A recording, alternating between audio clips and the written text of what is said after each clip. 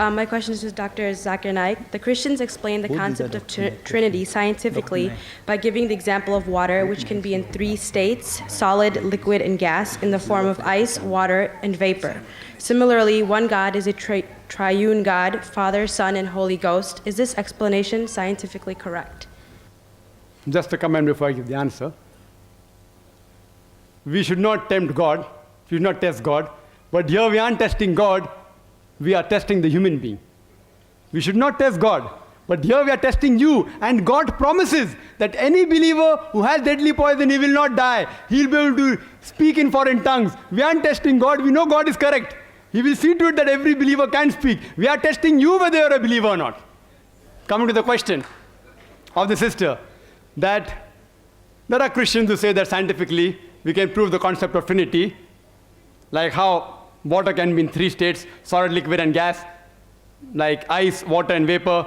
So similarly, God is in 3 forms, Father, Son, and Holy Ghost. How to reply, and is this scientifically correct? Scientifically, I do agree, water can be in 3 forms, solid, liquid, and gas, ice, water, and vapor. But scientifically, we also know that the component of water remains the same, H2O, 2 atoms of hydrogen and 1 atom of oxygen. The components remain the same, the constituent remains the same, the forms keep on changing, there is no problem. Let's check with the concept of Trinity. Concept of Trinity, Father, Son, and Holy Ghost. Form, they say form changes. Okay, for sake of argument, we agree. Does the component change? God and Holy Ghost is made of spirit. Human beings are made of flesh and bones. They aren't the same. Human beings require to eat. God doesn't require to eat to survive. They aren't the same. And this is testified by Jesus Christ, peace be upon him, himself in the Gospel of Luke, chapter number 24, verse number 36 to 39. He says that, behold my hands and feet, handle me and see, for a spirit has no flesh and bones.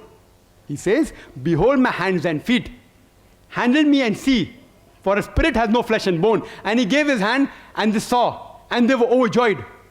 And he said that, do you have any meat to eat? And they gave him broiled fish and a piece of honeycomb. And he ate. To prove what? That he was God? To prove that he was not God. He ate. And he's flesh and bones. A spirit has got no flesh and bone. This proves that it is scientifically not possible that Father, Son, and Holy Ghost, Father, Jesus Christ, peace be upon Holy Ghost, is Almighty God. And the concept of Trinity, the word Trinity, doesn't exist anywhere in the Bible. The word Trinity is not there in the Bible, but it is there in the Qur'an. Qur'an says in Surah Nisa chapter 4 verse 171, it says, وَلَا تَقُولُوا ثَلَاثَةً. Don't say Trinity. إِنْتَوْ خَيْرٌ لَكُمْ. This has stopped, it's better for you. Trinity is also there in Surah Maidal chapter number 5, verse number 73, which says, لَقَدْ كَفْرَ الَّذِينَ قَالُوا إِنَّ اللَّهُ ثَالِثُ ثَلَاثَةٍ. They are doing kufr, they are blaspheming, those who say that Allah is 3 in 1, is a triune God. Jesus Christ, peace be upon him, never said he was God. The concept of Trinity doesn't exist in the Bible.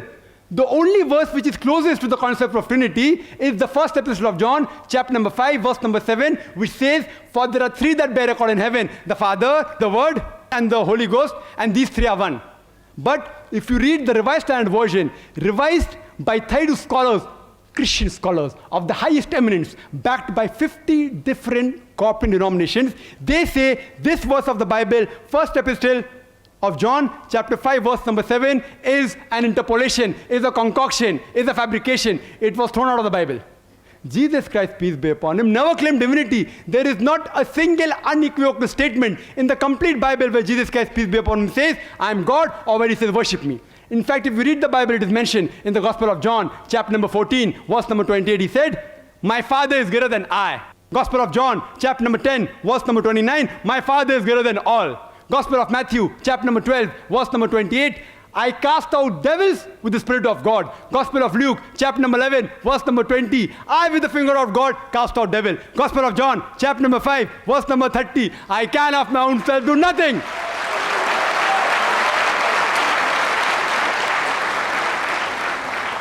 I can of my own self do nothing. As I hear, I judge. And my judgment is just. For I seek not my will, but the will of my Father. Anyone who says not my will, but God's will, he's a Muslim. Muslim means a person who submits his will to Almighty God. Jesus Christ, peace be upon him, said, not my will, but God's will. He was a Muslim, and he was, alhamdulillah, one of the mightiest messengers of God. We believe that he was born miraculously, without any male intervention. We believe he gave life to the dead with God's permission. We believe that he healed those born blind and lepers with God's permission. We respect Jesus Christ, peace be upon him, as one of the mightiest messengers of God, but he is not God, and he is not a part of the Trinity. Trinity doesn't exist. Qur'an says, Qul huwallahu ahad, say he is Allah one and only.